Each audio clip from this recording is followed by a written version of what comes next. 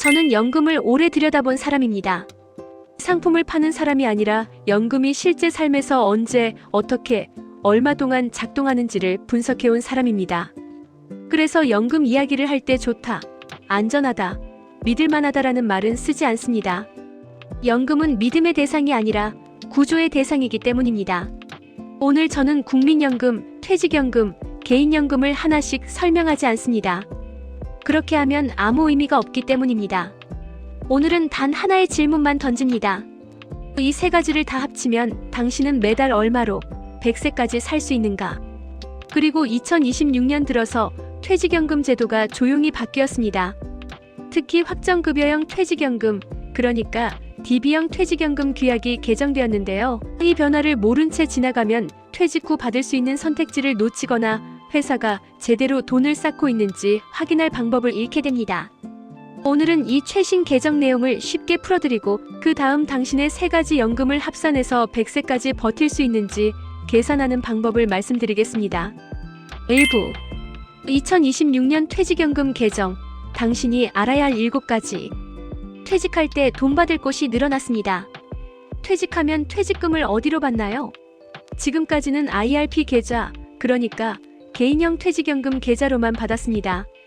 그런데 이제는 선택지가 하나 더 생겼습니다. 중소기업 퇴직연금 기금이라는 곳으로도 받을 수 있게 됐어요. 법률 용어로는 개인형 퇴직연금 제도의 개정 등이라고 부르는데 쉽게 말하면 IRP 계좌든 중소기업 퇴직연금 기금 계좌든 당신이 고를 수 있다는 겁니다. 왜 중요할까요? 중소기업에 다니시는 분이라면 퇴직할 때 두 곳의 수수료를 비교해보고 운용 상품이 더 나은 쪽을 선택할 수 있습니다. 회사가 자동으로 정해주는 곳으로 그냥 넘기지 마세요. 퇴직 예정이라면 미리 두 곳을 비교해보는 게 좋습니다. 큰 회사는 이제 돈 관리를 투명하게 해야 합니다.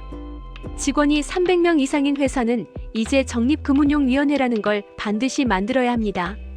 쉽게 말하면 회사가 우리 퇴직금을 어떻게 굴리는지 감시하는 위원회입니다. 특히 퇴직금이 부족한 회사는 회계사, 변호사, 노무사 같은 전문가를 1명 이상 위원회에 넣어야 해요. 그동안 회사는 퇴직금을 어떻게 운용하는지 제대로 알려주지 않았습니다. 이제는 매년 운용계획서를 써야 하고 목표 수익률이 얼마인지, 어디에 투자하는지, 실제 성과는 어땠는지를 공개해야 합니다.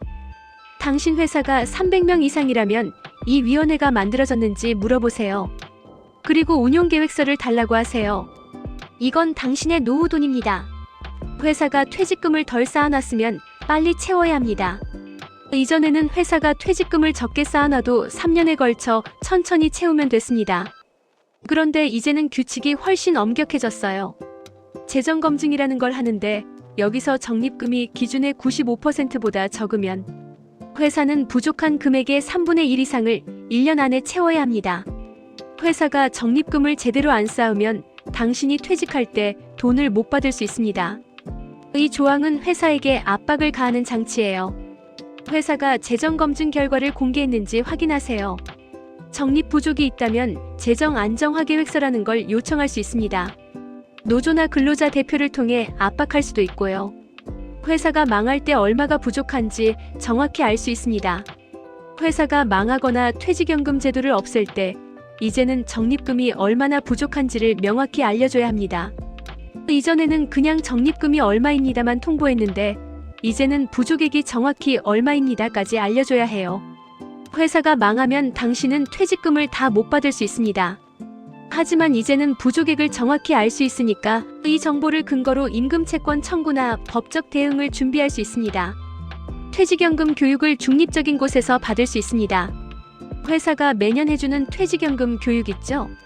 그동안은 은행이나 증권사가 와서 교육을 했는데 솔직히 자기네 상품 홍보에 치우치는 경우가 많았습니다. 이제는 퇴직연금 사업자 말고도 전문기관이라는 곳에 교육을 맡길 수 있게 됐어요. 회사가 누구에게 교육을 맡기는지 확인하고 필요하면 중립적인 전문기관 교육을 요청할 수 있습니다. 퇴직금 받을 계좌를 미리 알려줘야 합니다. 퇴직하면 14일 안에 돈을 받습니다. 이건 법으로 정해진 거예요. 그런데 실무적으로 처리하려면 시간이 걸리기 때문에 회사는 보통 퇴직 7일 전에 IRP 계좌를 알려달라고 합니다. 만약 기간 안에 계좌를 안 알려주면 어떻게 될까요?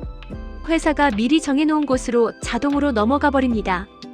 퇴직 예정이라면 최소 7일 전에는 IRP 계좌 확인서를 회사에 제출하세요. 안 그러면 당신이 원하지 않는 곳으로 돈이 갈 수 있습니다. 용어가 간결해지고 통일됐습니다. 법률 용어가 쉬워졌습니다. 수급권자라는 어려운 말 대신 그냥 가입자로 바뀌었어요. 연금 계리라는 회계 전문 용어는 연금 회계 처리로 바뀌었고요. 이건 작은 변화 같지만 규약을 읽을 때 훨씬 이해하기 쉬워집니다. 2부. 노후는 총액이 아니라 시간당 돈의 문제입니다. 많은 사람들이 이렇게 말합니다. 퇴직연금이 몇 억 있다. 국민연금이 평생 나온다. 개인연금도 조금은 모아놨다. 하지만 노후의 현실은 전혀 다릅니다. 노후는 얼마를 모았느냐의 문제가 아니라 얼마 동안 매달 얼마로 버티느냐의 문제입니다.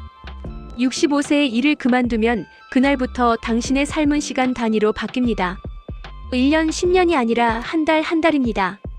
관리비는 매달 나오고 전기요금도 매달 나오고 병원비와 약값도 매달 반복됩니다. 그래서 연금은 절대로 덩어리 돈으로 보면 안 됩니다.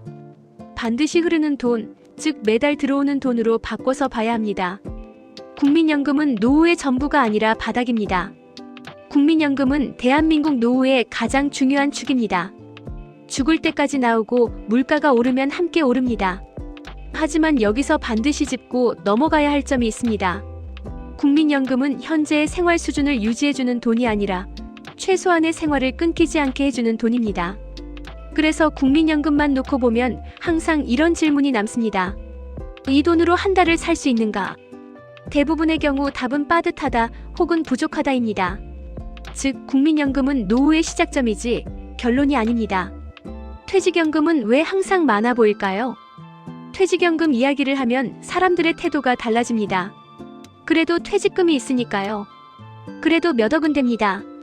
하지만 퇴직연금에는 가장 큰 착각이 하나 숨어 있습니다. 퇴직연금은 한 번에 보면 크고 시간으로 나누면 작아집니다. 예를 들어볼게요. 65세에 퇴직하고 100세까지 산다고 가정해보세요. 이 말은 앞으로 30년 이상을 연금으로만 살아야 한다는 뜻입니다. 30년은 짧지 않습니다. 360개월이 넘는 시간이에요. 퇴직연금은 이 긴 시간 동안 조금씩 꺼내 써야 하는 돈입니다.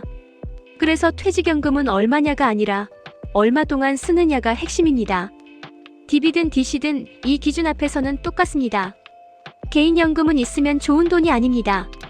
IRP나 연금저축을 보너스처럼 생각하는 경우가 많습니다. 하지만 실제 노후에서는 이 돈이 차지하는 비중이 매우 큽니다. 이유는 간단합니다. 국민연금은 기본이고 퇴직연금은 줄어듭니다. 시간이 갈수록 버텨주는 건 개인연금입니다. 특히 80대, 90대로 갈수록 이 차이는 더 커집니다.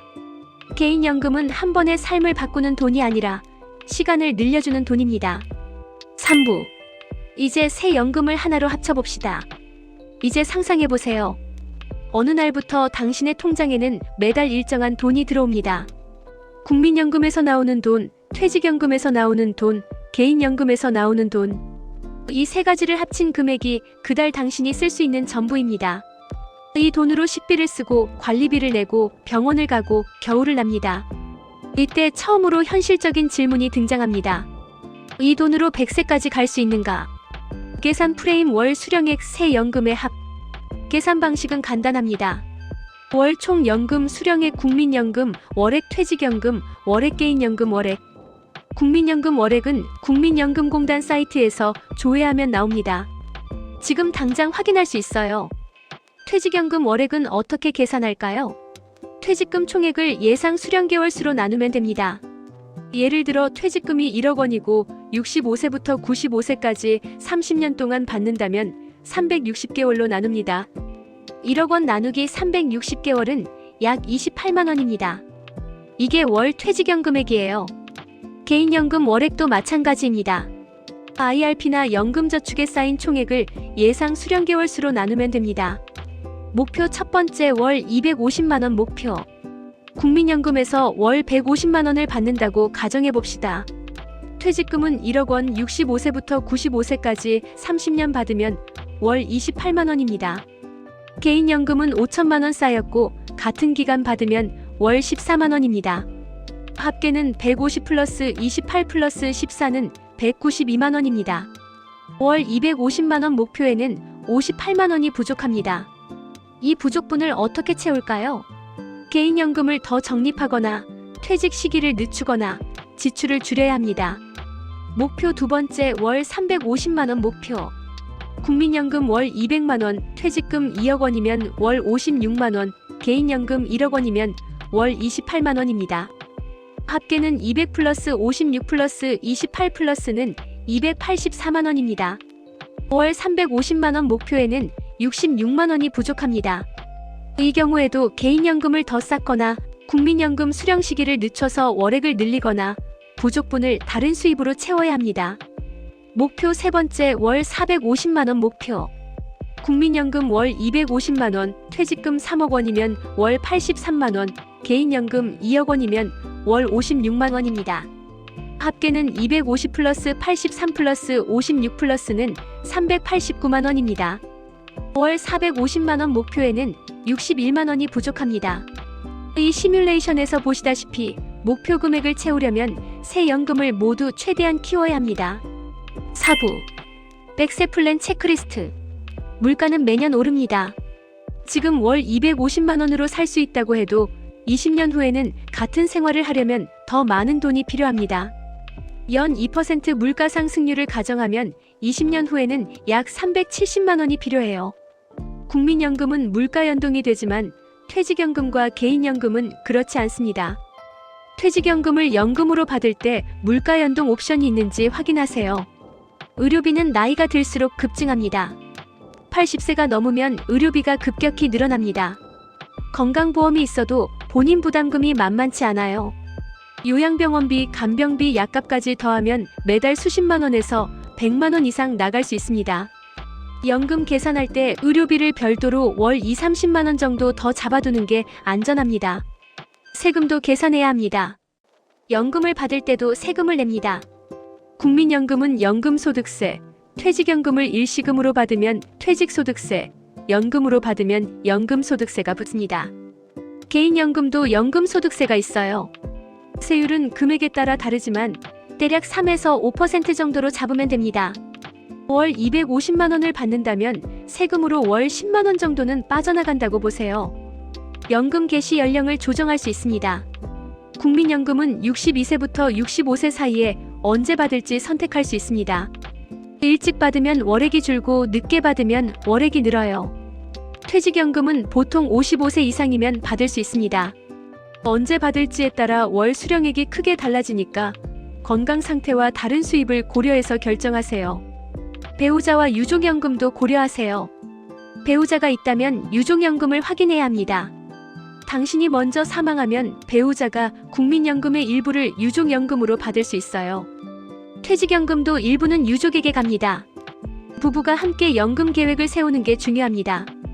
현금 흐름을 끊기지 않게 유지하세요. 가장 중요한 건 현금 흐름입니다.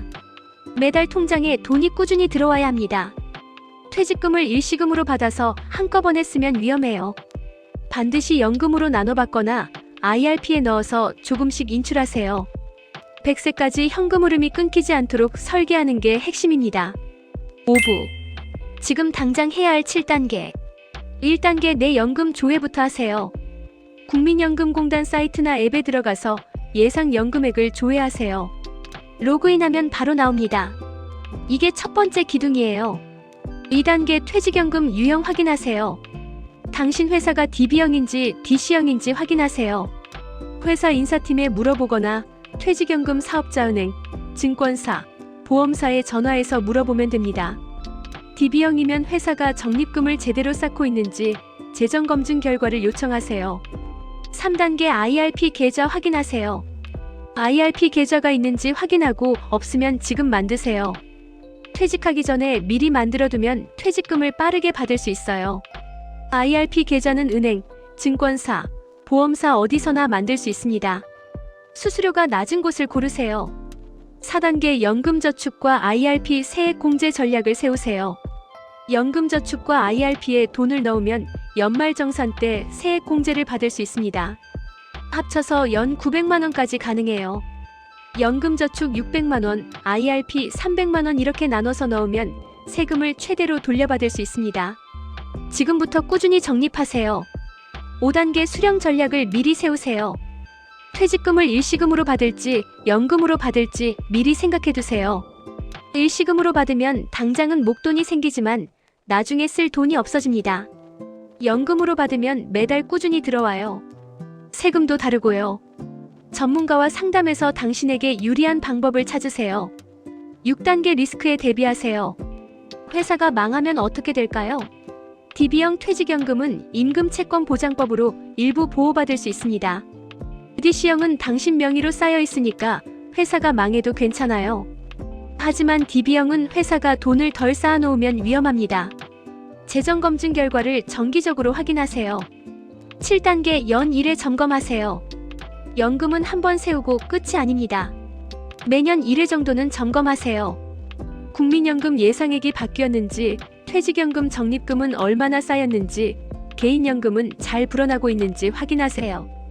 회사가 300명 이상이라면 적립금운용위원회 보고서도 챙겨보세요. 마무리. 오늘 저는 공식을 말하지 않았습니다. 숫자를 강요하지 않았습니다. 대신 시간과 삶의 흐름으로 연금을 바라보게 했습니다. 연금은 국가를 믿느냐의 문제가 아닙니다. 제도를 욕할 문제도 아닙니다. 연금은 내 삶을 얼마나 오래 안정적으로 지탱해주는가의 문제입니다. 이제 남은 건 하나입니다. 당신의 삶에 이 연금이 얼마나 오래 버텨줄 수 있는지 차분히 들여다보는 것. 그 순간부터 노후는 두려움이 아니라 관리 가능한 현실이 됩니다.